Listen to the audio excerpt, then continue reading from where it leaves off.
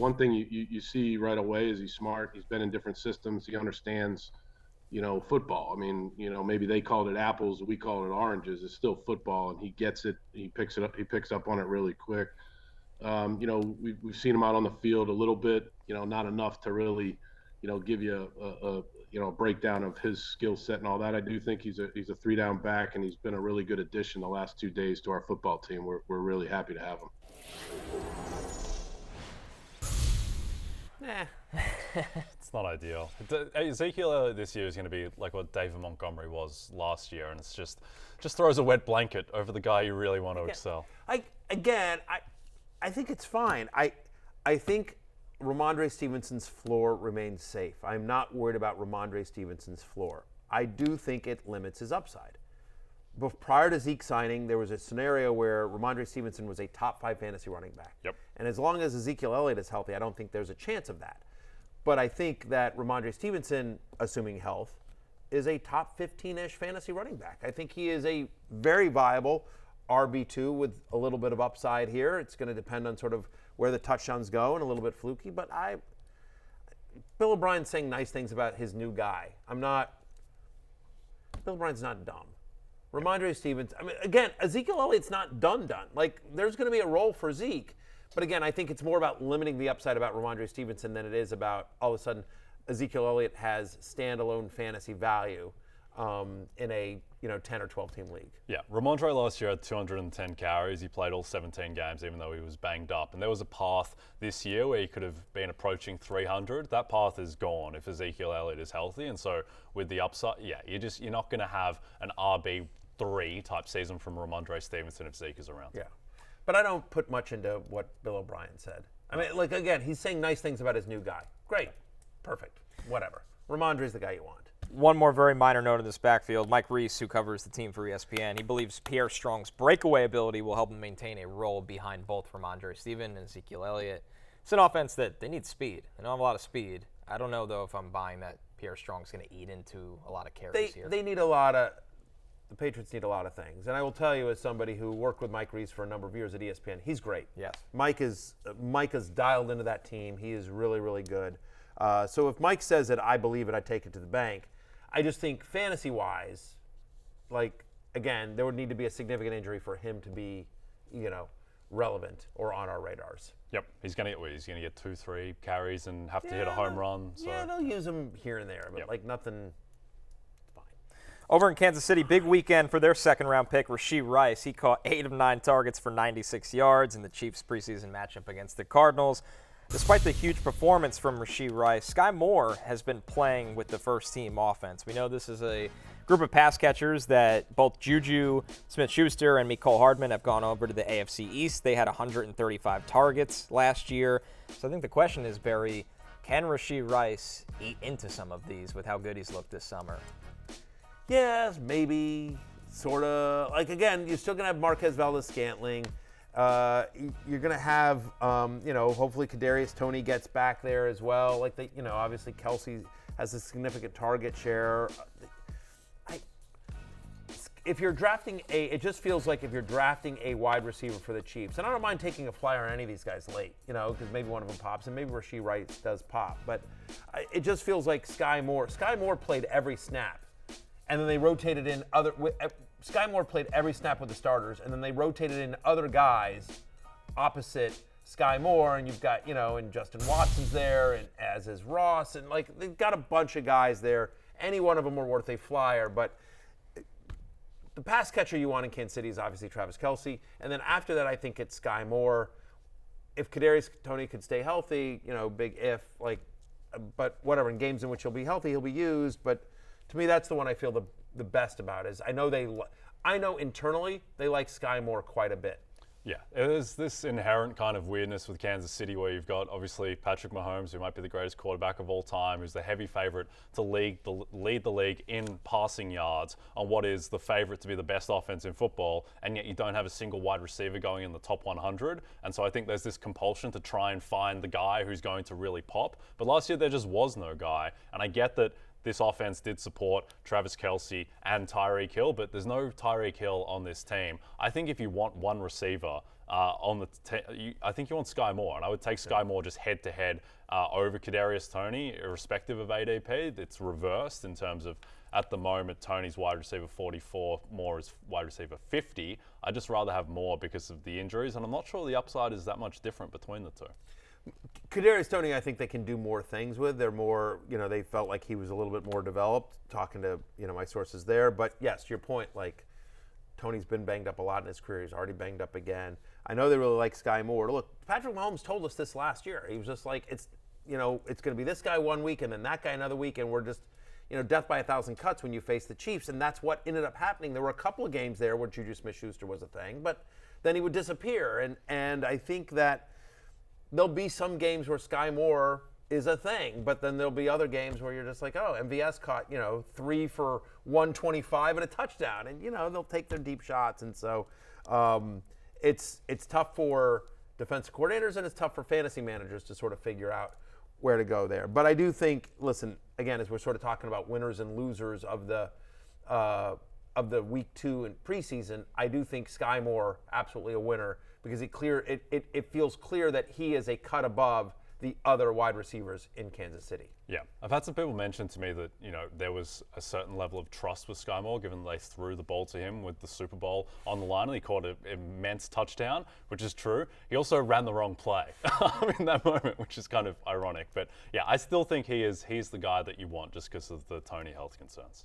All right, over in Giants camp, we know how crowded that group of pass catchers is, and we got to see their starting offense this week, guys. Darren Waller and Daniel Jones looking very good. But rookie wide receiver Jalen Hyatt caught 4 or 5 targets for 35 yards and a touchdown.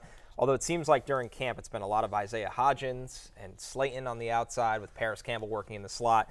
And on this show, Barry, we have talked over and over again how much Darren Waller will also be the slot target. I mean, that's the thing. The biggest takeaway here, and we like Jalen Hyatt.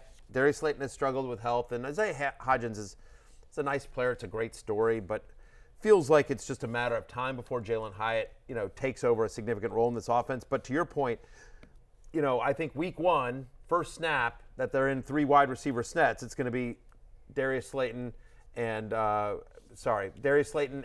Hodgins on the outside, Paris Campbell in the slot, as you were. But yeah, to your point, Darren Waller looks awesome. He looks like, Darren Waller. I mean, we talked about this. We talked about this signing offseason. I'm not trying to pat myself on the back here, but this confirms some priors for me, honestly, which is like I have, prior to this weekend, I had Waller at 4 and Kittle at 5, which I think is the reverse of the consensus. Most people have Kittle ahead of Waller among their tight end ranks, and I'm just like, guys, what does Daniel Jones do well? He throws between the numbers. What does Darren Waller do well? He, crossing routes, right? What has Brian Daboll, called his entire life? Nothing but like crossing routes and using the slot. And again, you saw it at the beginning of the game. Like, there are jokes on Twitter like Darren Waller is going to have 1 million targets this year. But as long as he can stay healthy, and it seems like he's healthy and rejuvenated, it's a new situation. He's going from a Raiders franchise that struggled to a playoff team in the Giants, and there's a lot of optimism. Darren Waller, there's not a lot of people that can say this, but Darren Waller is a tight end who has a very legitimate shot to lead his team in targets, receptions, and receiving yards. Travis Kelce can say that. Mark Andrews can say that. That's probably it, right? I mean, there's probably it. Hawkinson can't.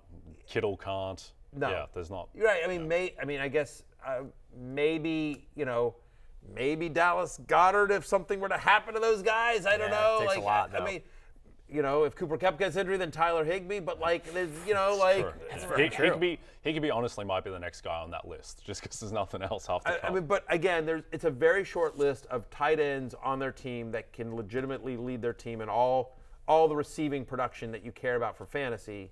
And Waller's on that list. Yep. So. Kyle Pitts in theory, but very much in theory. Kyle Pitts in theory, yes. Just on the Giants lastly, like Hodgins, Slayton, Campbell, Wan'Dale Robinson, Sterling Shepard, Jameson Crowder, Cole Beasley, Jalen Hart. There's just 50 guys on this team. Yeah. And Saquon Barkley led the team in targets last year. Exactly. And so anyway, we'll see. Our last bit of Roto-World player news. I'm in on Darren Waller. That's the thing. That's the headline here is that draft Darren Waller. For all your player news, go to rotoworld.com. Browns coach Kevin Stefanski expects Elijah Moore to be a big part of the offense, and we heard from Stefanski recently on a couple different ways they plan to use Elijah Moore. I just think there's not really a limit to what he can do. I think he's a very good outside receiver, a very good inside receiver. You can put him in the backfield, put him in the wildcat. I think there's really just no shortage what you can do. And I say that just because of the skill set and because of the intelligence. So, like you mentioned, with the lining him up in the backfield, hadn't done a ton of that. But just if you think about the person and think about the player and what he's able to handle, we just felt like it'd be something that he can do. Not to say that we will do it every game, or maybe he'll be there all 50 plays in one game. It's really by game plan. Sounded like Kevin Stefanski live from an airfield. But, interesting. Good joke, Connor. Yeah, thank you. Good gag? Yeah. All right, back to Elijah Moore here. I mean, this is someone who, big expectations going into this offense, that should throw more with Deshaun Watson. But this group of pass catchers got interestingly crowded quick, I think, with the addition of Cedric Tillman, Donovan Peoples-Jones, David Njoku. I couldn't tell if Stefanski was excited about the different ways to use Moore or if he's more confused on how they plan to get Moore the ball. Both. Right. Neither. I don't know. Kevin Stefanski once told me to my face what a big role Anthony Schwartz was going to have on his team. And we're still waiting. Could still happen. Could still happen. I do have Anthony Schwartz in a dynasty league. I've been hope springs eternal. The Browns are one of these massively interesting teams, right? Because it all comes down to Watson. If Watson's Watson of 3 years ago, they all matter. It's like game on. And if Watson's the guy we saw last year and the guy that we've seen somewhat in the preseason and that we've heard reports about at camp, then boy. Then it's all Nick Chubb, and that's Nick Chubb and maybe Njoku. Yeah, Watson needs to prove that he's not the worst quarterback in the league, which is basically what he played like. I know not from a fantasy perspective he didn't, because he still put up numbers, but from an actual NFL perspective, he was pretty close to the worst quarterback in the league when he played.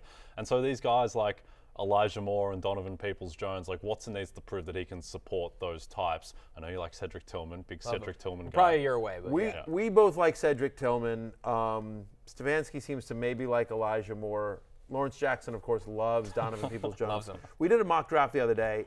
Lawrence took Donovan Peoples-Jones in the second round. That's my story. I'm sticking to it. He could do it again as we draft. We're in the middle of the mock draft right again. now. We'll see where Lawrence winds up with DPJ this week. No, all seriousness. Hope springs eternal on Elijah Moore. There's a lot of guys like that are going late in your drafts that maybe coulda, woulda, shoulda, possibly. Like we've seen some plays where they've lined him up in the backfield. Like we've seen, some clips out of camp where you're like, oh, that's interesting. But again, has struggled to stay healthy. Right. And is this offense going to be good enough to support? Like we think they're going to be throwing more. But if Watson isn't any good, it doesn't matter if he's throwing a lot because it's all 3 and outs. Right? And Amari Cooper is going to get his, and David Njoku is going to get his, and Nick Chubb is going to touch the ball some. So the best case scenario for Elijah Moore is that he's the 4th option on this offense. Like that's the best case scenario. And maybe it's something. You know what I mean? Like it's a name to sort of keep on your mind, but it does feel like there are better late round flyers. I know there are a lot of people that still believe in Elijah Moore. Like I believe in the kid's talent, but it does I don't know, like I'd rather, wide receivers going around the same range as Elijah Moore, guys like Zay Flowers. I'd rather have Zay Flowers, I think, than Elijah Moore. Quentin Johnston, Odell Beckham, Sky Moore. I'd rather have Sky Moore. 100%. So I think I'd rather have Quentin Johnson. Yeah, I'm not going to be drafting Elijah Moore at that type of range. Hey, it's Matthew Berry from NBC Sports and RotoWorld.com. Just want to thank you so much for watching what you just watched, or at least being too lazy to click out of it after the autoplay just kept it going. So either way, thank you so much for just letting it scroll by your screen. And now I'd like to ask you respectfully, please subscribe to the NFL on NBC YouTube channel for the latest NFL news, fantasy headlines from RotoWorld, and betting analysis from NBC Sports Edge.